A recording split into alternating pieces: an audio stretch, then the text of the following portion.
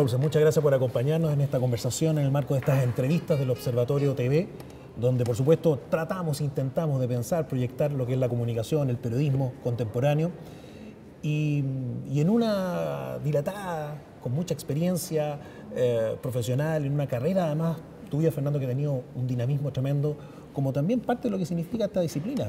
¿Cómo te paras hoy en día en lo que ha sido el camino proyectado y también lo que tú has vivido para definir, por ejemplo, el periodismo? Está bastante complicada la cosa para definirla así en términos muy fáciles, porque son tantas las variables de cambio que están ocurriendo y que afectan a las personas. Las personas para el periodismo son lo esencial. Nosotros teóricamente funcionamos para personas, para que ellas se informen, para que ellas sepan lo que está pasando, para que ellas tomen decisiones sobre la base de mejor información. Por lo tanto, cuando ellas están viviendo, nuestro público, nuestra audiencia está viviendo probablemente la revolución tecnológica llevada a las personas más grande que existió en la historia, nos afecta a nosotros. Y nos afecta no solamente porque las personas están mejor informadas, sino que además porque tenemos signos serios de amenaza, yo amenaza entre comillas, en el sentido de que las personas se están convirtiendo cada vez más rápidamente en gente que selecciona ella de dónde obtiene su información. Ella se transforma en difusora de información propia, de aquello que es testigo, de aquello que le ha tocado conocer, y esa relación rompe un poco lo que era el esquema clásico, donde tú tenías eventos que pasaban en una determinada situación, un mediador que era el periodista que se la traspasaba a la gente, ¿no? Hoy día la gente se comunica entre sí y más aún, establece niveles de credibilidad a personas que no ha visto nunca en su vida, en algunos casos muy superiores a la del medio clásico o la del comunicador profesional. Y eso es una situación que yo creo hace 30, 40 años, cuando partió todo esto del internet y la computación, no la observábamos como la observamos hoy día. Y en este cambio de paradigma, Fernando, los medios están subiéndose a lo que significa esta ola, este verdadero tsunami desde el punto de vista de transformaciones culturales, el mismo modelo que tú señalas, donde la propia audiencia es protagonista importante en la producción de la información. Tú ves que los niveles de calidad, por ejemplo, los niveles de rigurosidad, también de temáticas nuevas, que es un tema que tú has venido conversando y también socializando bastante, ¿se están apropiando de estas agendas? A ver, los medios de comunicación, podemos dividirlos hoy día en una cantidad tan grande de medios de comunicación, pero los clásicos, llamémoslo así, los clásicos son empresas, la gran mayoría de ellos, empresas comerciales, la gran mayoría de ellas, y otros medios, los públicos, llamémoslo de esa forma, están hoy día enfrentando situaciones que no tenían preparación para ella. Por ejemplo, estoy hablando en términos de televisión, por ejemplo. En televisión pasa un fenómeno que no ocurre con otros medios de comunicación. Un diario, por ejemplo, es un diario que tiene al periodismo como eje central a través de todas las secciones del diario. La televisión tiene el periodismo solamente en aquellos lugares donde se hace periodismo, los informativos, los programas especiales. Todo el resto, la pantalla, el mismo canal, hace situaciones que no tienen nada que ver con el periodismo. Hacen ficción, hacen chascarros, hacen, no sé, telenovelas, muestran películas que no tienen nada que ver con los hechos reales y de pronto cortan la transmisión y aparece una persona y te dice la verdad. Ese juego es extraordinariamente complejo hoy día porque tú estás, a diferencia de antes, en posibilidad tecnológica de verificar, de conversar, de comentar las cosas que te están informando al mismo tiempo que lo están haciendo.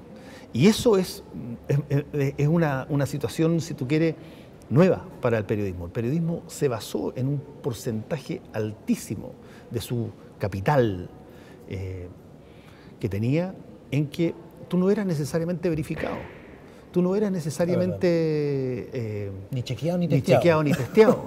Te creían. Exacto. La credibilidad era lo base. Y la credibilidad se asociaba durante muchísimo tiempo a cosas que no tenían nada que ver con la verdad. A que pronuncies todas las S, a que estés bien vestido, a que tengas una corbata con lunares. Hoy día no. Hoy día te chequean, te verifican, te complementan, te corrigen. Y es una cosa incómoda para alguien que durante casi un siglo y medio estuvo en una cúpula qué sé yo, soberano, dominador del contenido de las noticias. Y eso me parece a mí extraordinariamente fascinante. Y eso también ha ido generando verdaderas crisis desde el punto de vista, bueno, desde el ámbito estructural en la política, los elementos de representatividad, legitimidad, que siempre también has ido comentando, Fernando. Pero tú ves que en general el poder, ya entendido en su amplio sentido, ¿está entendiendo estas señales o el acomodo va a ser más complejo de lo que se pensaba? Yo creo que va a tener un poco más de complejidad por una sola razón. Porque yo nunca avisoré, para serte franco, que el cuestionamiento vital a las élites del poder iba a ser tan transversal y tan masivo como está siendo en prácticamente todos los países del mundo. A ti no solamente te cuestionan el poder de gobierno, que es una cosa relativamente estándar, no, a ti te cuestionan las élites de poder de gobierno, te cuestionan la élite religiosa, te cuestionan la élite militar, te cuestionan la élite en materia, tus padres, wow. O sea, siempre ha estado la situación generacional, ha estado presente. Te cuestionan al empresario. El empresario hace 30 años bastaba que dijera de que iba a dar 200 empleos para que todo el mundo lo considerara espectacular. Hoy día tú dices que vas a dar 200 empleos y te empiezan a preguntar qué tipo de empleos, cómo los empleos, cuáles son las externalidades negativas de los empleos, cuál es mi costo para tener ese empleo. Y el tipo se queda sin saber. Yo me acuerdo cuando Carlos Alberto Delano llega a la primera o segunda interrogatorio del caso SQM y él saca una declaración y dice Penta es una máquina de dar empleos. Exactamente. Como si ese fuese el argumento de hoy. Hoy día no hay argumento. Hoy día una ciudad completa decidió no tener una industria porque generaba mal olor y perdieron todos los empleos. Eso no ocurría antes. Y si es que no se entiende por parte de las élites lo que está dispuesto a hacer la audiencia para tener mejor calidad de vida, chita, va a ser un combo tras combo. Ahora, esa posibilidad de un cambio, de una modificación, también de una transformación para quizás generar un nuevo bien común, o lo que tú planteabas, el salto de una muchedumbre o de una movilización per se que puede transformarse en una sociedad civil más organizada y con todos los beneficios que eso tiene. Ese salto también. Estamos en esa transición, lo podremos lograr. ¿Cómo también te instalas en ese debate que es muy apasionante? Mira, hay un punto que yo encuentro que es particularmente clave y que en el caso, por ejemplo, del mundo económico, tienen que estar probablemente revisando hoy día. El sistema de creación de valor privado, de generación de utilidades, de generación de dividendos para los accionistas, se ha basado históricamente en una serie de condiciones que hoy día muchas de ellas están siendo cuestionadas. Que el empleo no sea de buena calidad, que haya una cantidad enorme de, no te digo que es desprecio, pero es de ignorancia o indiferencia respecto de las consecuencias para el medio ambiente, la relación con las comunidades nunca jamás fue tema. Bueno, hoy día cuando se está produciendo eso, yo imagino que todas las élites están diciendo, a ver, si es que como yo tengo que enfrentar este problema porque no tengo alternativa, tengo que hacerlo. Mi pregunta es, ¿estoy dispuesto yo a generar una mayor relación con lo que hoy día son los stakeholders, que son múltiples?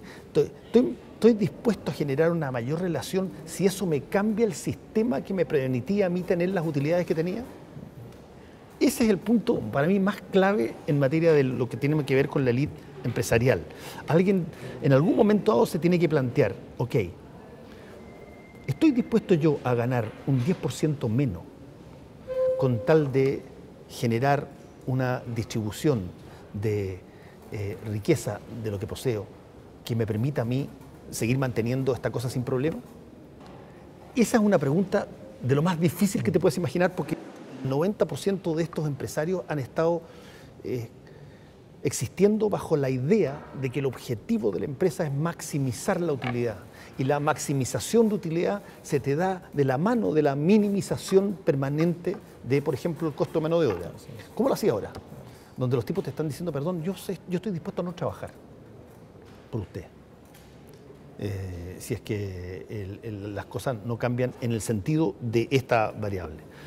Tú dices, ¿estoy dispuesto a en vez de ganar 10.000, ganar 9.000 o no? Y eso es muy jodido. En muchos países del mundo estas cosas se están ajustando. Por ejemplo, hubo una época en que cuando tú tenías un problema, cualquier problema, con tu empresa, tú agarrabas el teléfono, llamabas al alcalde, llamabas al diputado y se te acababa el problema. O llamabas al carabinero. Hasta Celco y el Río Cruce. Donde tú llamaste al alcalde, tú llamaste al diputado y no pasó nada. Y un grupo que vio en la muerte de estos cisnes de cuello negro la visibilización de un problema que de otra forma no lo hubiesen podido tener, que tenía que ver con la toxicidad de los residuos. Bueno, después de hacer todo a la antigua, a lo clásico, se encuentra con que no puede y dice, no, la otra cosa clásica es que si voy a los tribunales y los tribunales me dan la razón, entonces gano la pelea. Van a la Corte Suprema, ganan el recurso y al día siguiente tienen que cerrar la empresa. Con lo que se constituye una cosa que es extraordinariamente curiosa. Se establece de que no necesariamente lo legal es lo correcto. Y eso fue un mensaje que yo creo que todos los empresarios entendieron. Chuta, tengo que comunicar, pero en serio con esta gente. No tengo que hacer responsabilidad social empresarial, que ponerles una biblioteca en el pueblo y a irme. No, tengo que relacionarme con ellos.